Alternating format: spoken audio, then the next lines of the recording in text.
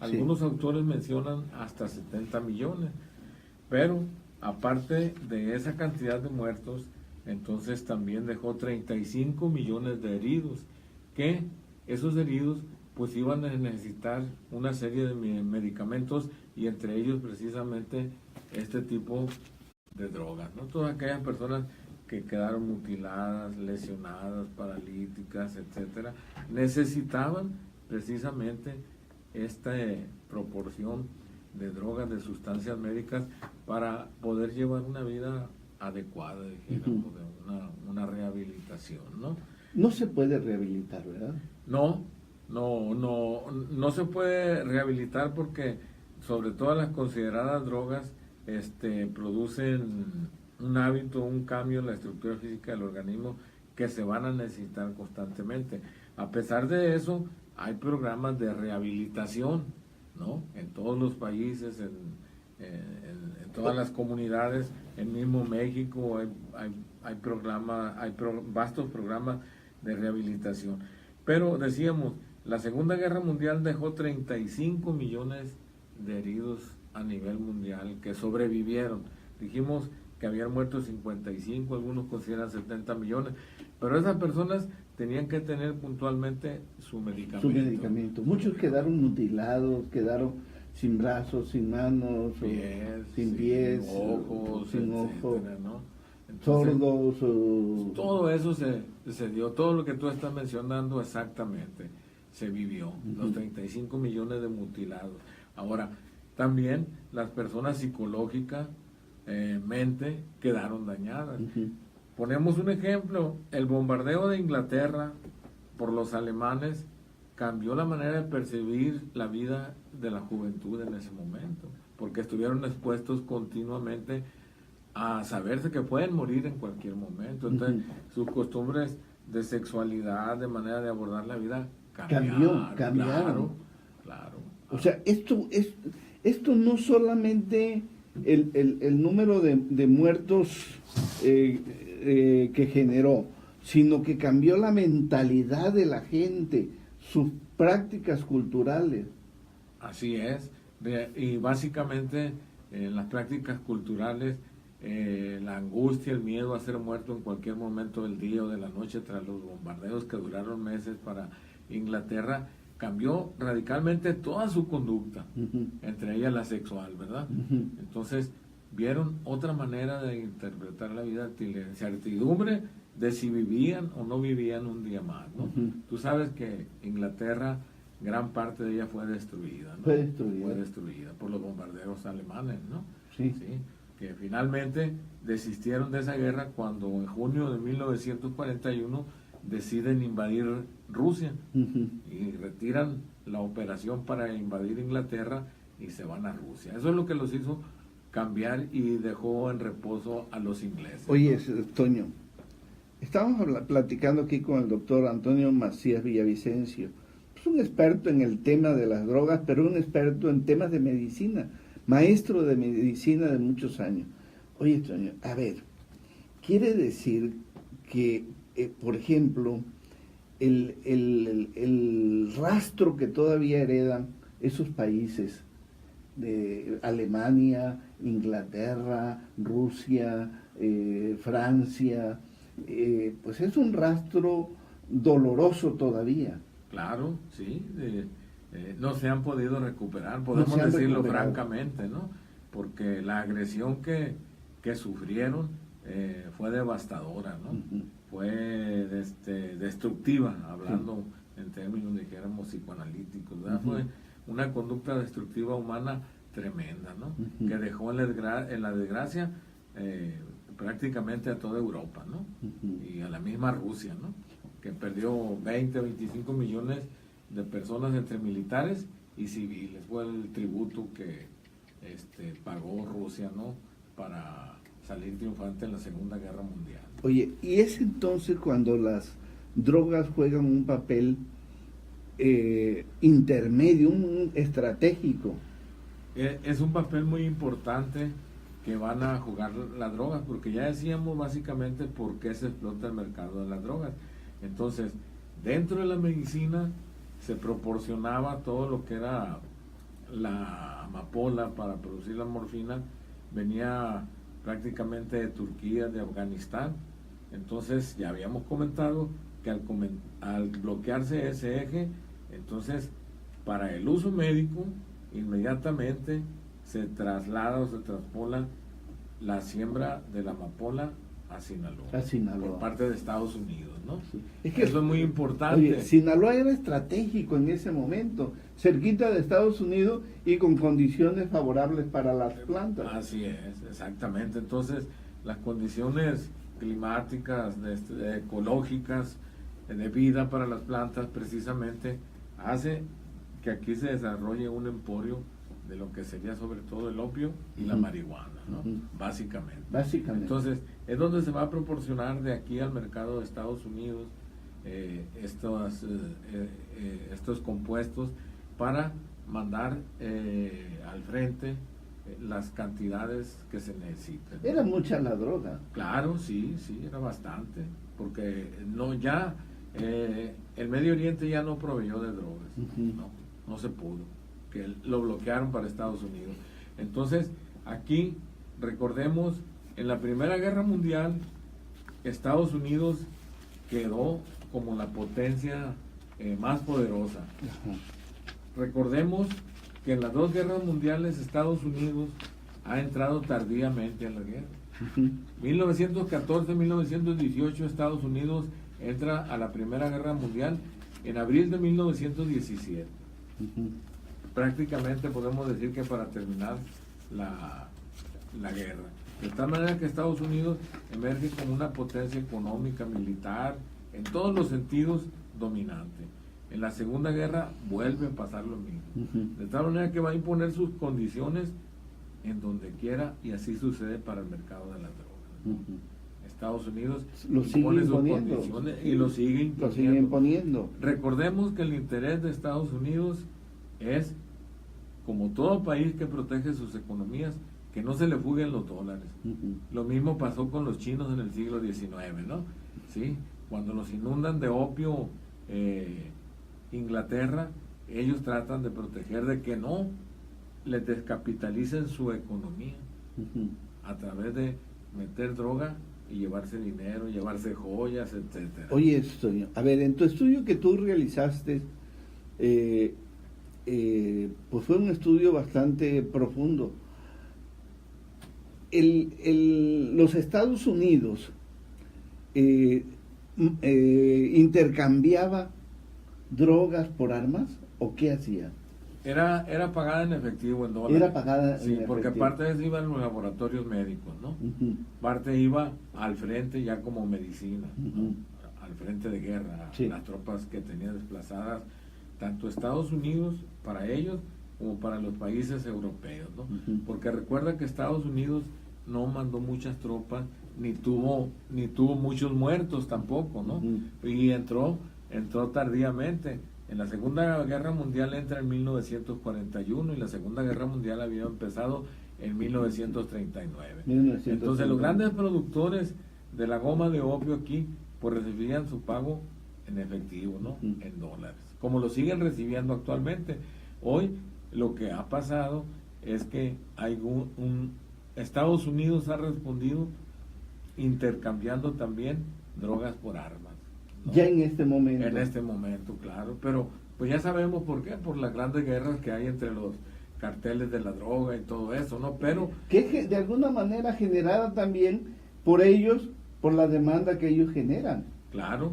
Sí. Y esa demanda les mantiene a Estados Unidos mantener los controles de la producción de las drogas. Estados Unidos dio un giro aproximadamente en los 80 desde tener la política represiva de combatir una planta, combatir a quien la siembra, encarcelar, etcétera, cambió a aceptar que el problema son ellos porque tienen una gran demanda, ¿no? Tienen casi 50 millones de...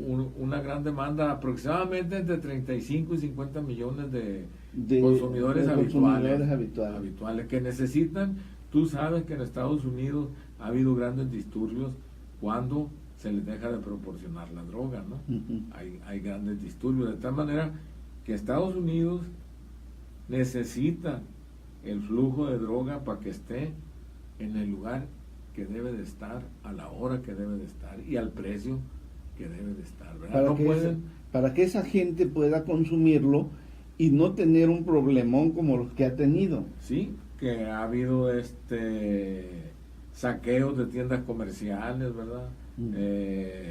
Incendios de automóviles, todo eso se ha visto. Disparándole a la multitud. A las multitudes. Entonces, Estados Unidos, él sabe que necesita la droga y es un flujo, aunque ellos tienen leyes, tienen acuerdos internacionales, ellos son los principales interesados en permitir que pase precisamente la droga, cualquier tipo de droga, ¿no? Bueno, pues esto tú lo reflejas aquí muy interesantemente cuando hablas de la cantidad desde 1966 aquí en Sinaloa sobre la producción de plantas que se han generado. Sí, esos fueron los decomisos. Los decomisos ¿Cómo que hubo? Empezaron a aumentar. Hay tres formas, pero la que tú ves y te refleja es la planta, por ejemplo, en este caso, de marihuana. Pero es aplicable para el opio, cocaína también, ¿no? Esto es los decomisos en kilos, ¿verdad? En kilos, sí. Entonces tú te vas dando cuenta, ahí, por ejemplo, del 76 decaen un poco porque fue la Operación Cóndor, si te acuerdas. Bajó un poco. Bajó, sí. Ajá. Pasa la Operación Cóndor y vuelven a aumentar estratosféricamente. Coincide con la operación que se hizo en el Rancho Búfalo. Ajá. Entonces aumentan, se disparan, ¿no? Sí. Los decomisos. Ese fue un parteaguas. Ese decomiso fue bueno, estábamos tan metidos en el tema que no veíamos a nuestra operadora María de Lourdes Palazuelo, una disculpa. Vamos a un corte, doctor, y regresamos más con este interesante tema, la legalización de las drogas. Sí, estamos en fe. Sí, no, podemos seguir. Bueno, sí, recuerda que cuando fue el problema del Rancho del Búfalo en Chihuahua, esta cosecha de manzanas, ¿no? Fue una ya industrialización prácticamente para surtir a todo el mundo, ¿no? Enorme. Así es. Ahí es donde surge el nombre de Caro Quintero. Así es, sí, porque esa operación fue seguida por un agente de la DEA y un agente mexicano y fueron muertos, ¿no? Entonces empieza la persecución de los Estados Unidos por haber matado a un agente americano en contra de Caro Quintero, que culmina con su detención en Costa Rica, ¿no? Y que pues había producido ya la marihuana no de una manera exitosa, sino industrial. 10,000 toneladas se hablaba en ese tiempo. No, era una barbaridad de marihuana. Así es, y que pasaban noche y día para los Estados Unidos y sin ningún problema, ¿no? Sin ningún problema. Llegaba hasta Canadá, hasta donde tenía que llegar, ¿no? Y sigue llegando todavía, sí, ¿no? Sigue llegando. Lo que pasa es que son canales que seguramente están muy bien perfilados, que las mismas autoridades, como bien lo dice, pues son parte de cómo dejar sin droga a esas gentes, ¿no? Sí, es imposible, es un problema ahora, grave. El gran mercado es Estados Unidos, pero ¿qué otro mercado hay? Bueno, ha habido una diversificación y están en Europa, en Asia, en todas partes del mundo los mexicanos. En Rusia. ¿no? En Rusia, donde quiera. Hay algunos carteles que han progresado económicamente mucho más que lo que nosotros tradicionalmente conocemos, tienen más poderío económico porque prácticamente agarraron el mercado europeo, ¿no? El mercado europeo lo abastecen. Sí. Y debe ser de un gran potencial, ¿no? Sí, claro, porque han hecho fortunas inmensas, mucho más grandes que las que nosotros conocemos, que sabemos, no que conocemos, que sabemos porque leemos sobre eso, ¿no? Entonces, las fortunas de esas personas que se han dedicado a surtir todo lo que es el mercado europeo es mucho más poder, ¿verdad? Pero quiere decir, si nosotros hablamos de la legalización de la droga, y esta entra al otro canal, al canal del control de la producción, control de la distribución y control del suministro por parte del gobierno. Esto se convertiría también en un gran negocio. Sí, siempre va a ser negocio. Ahorita, por ejemplo, tienen en Estados Unidos que hay esta señal. Gracias, muchas gracias por seguir sintonizando su programa Brechando con un servidor, Antonio Quevedo Zunzunagua, y tenemos aquí en la cabina al doctor Antonio Macías Villavicencio, que estamos hablando sobre la producción, la legalización de las drogas, pero también hablamos del gran negocio que significa ahorita en este momento el comercio de la droga. Sin embargo, también se visualiza que sería un gran negocio, aún siendo ya administrado por el gobierno. Sí, ahorita te decía, más o menos Estados Unidos tiene 8 o 9 estados que han despenalizado el uso de la droga, que le llaman pues para diversión o para uso médico, ¿no? De carácter lúdico y de carácter médico, ¿no? Y se tipifican las cantidades que puede traer una persona, y está permitido, y es un gran negocio, y va a ser un gran negocio para todas las personas que se dediquen a eso, regulados a través del Estado, ¿no? Ahora, estas primeras regulaciones pues han sido parte de foros internacionales en donde han participado presidentes y expresidentes de la República. El planteamiento es de que se legalice únicamente la marihuana. ¿Por qué? Bueno, la marihuana tiene la virtud de que ha sido considerada una droga blanda y se considera que no es dañina. Yo me acuerdo que en los 70, cuando estábamos estudiando medicina, algunos médicos ya con una mentalidad avanzada nos decían que ellos la única condición que podían pedir para que las personas se les permitiera usar el uso de la marihuana legalmente para efectos de diversión, de placer, sí, era que tuvieran un electroencefalograma normal. En ese tiempo, estamos hablando de 1970, ¿no? O sea, al que consumía drogas se le tenía que hacer un estudio. Era lo que ellos proponían en ese tiempo, un electroencefalograma normal. ¿Qué se entendía por eso?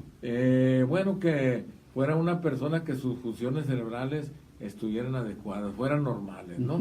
En realidad esto parece ser que no tiene nada que ver, porque después se empezaron a dar cuenta que el problema del uso de la marihuana es que te llevaba a conducir cocaína y otras drogas. Oye, Sí. Ahora estamos observando, tocayo, que a veces el organismo llega también a producir droga. Nosotros. Bueno, sí. Desde el punto de vista médico, nosotros sabemos que se producen unas sustancias que tienen efectos iguales a lo que sería la morfina, a efectos iguales a lo que sería la adrenalina. Con la misma potencia. Más atenuado, pero produce ese placer. Es la liberación de endorfinas. Endorfinas. La endorfina es una de las drogas que producimos los humanos. Sí, como la adrenalina, la noradrenalina que se produce, ¿verdad? Que es similar al efecto que produce la cocaína. Tenemos las alucinaciones. ¿Qué nos provoca esa droga? Bueno, esas sustancias que se liberan internamente, por ejemplo, vamos a suponer, en el caso de la adrenalina y noradrenalina, es muy conocido en medicina que son sustancias que te van a preparar en situaciones de miedo, de coraje, ¿verdad? O hacerle frente a una situación pues inesperada, ¿no? Entonces, se producen esas sustancias y te va a aumentar la frecuencia cardíaca, te va a aumentar la presión arterial, te va a aumentar el estado de alerta, que es lo que produce también la cocaína, ¿no? Entonces, esas sustancias tú las estás produciendo continuamente de acuerdo a tus emociones. Las sustancias que te van a hacer inducir el sueño, pues son sustancias parecidas a lo que decíamos, las endorfinas, ¿verdad? Te van a hacer provocar el sueño, el placer de soñar, todo eso, ¿no? Entonces, son sustancias que nosotros liberamos internamente de manera natural, de tal manera que pudiéramos decir, bueno, que si nosotros nos preparáramos, nos educáramos, dijéramos que no necesitaríamos esa sustancia. No necesitaríamos consumir o suministrar drogas a nuestro organismo. Así es, exactamente. Mira, la ley permite, pues, desgraciadamente en México pues no se hace, pero la ley permite que si tú eres adicto, el Estado te debería de proporcionar la droga. La droga. Si tú eres una persona la ley lo adicta establece. con fines de rehabilitación, ¿verdad? Con fines de rehabilitación, o sea, te la deben de proporcionar y darte un tratamiento de rehabilitación, ¿no? Sí, en el caso de Enrique Peña Nieto, cuando participó en el Foro Internacional, propuso que se pues despenalizara el uso de la marihuana de 28 gramos. Bueno, eso es una cantidad, podemos decir, arbitraria, ¿no? Ajá. Arbitraria. Pero bueno, ¿por qué se propone? Porque este camino no queda más que avanzar primero en la despenalización para que llegue a lo que sea la legalización. Con esto se acabarían los miles de muertos.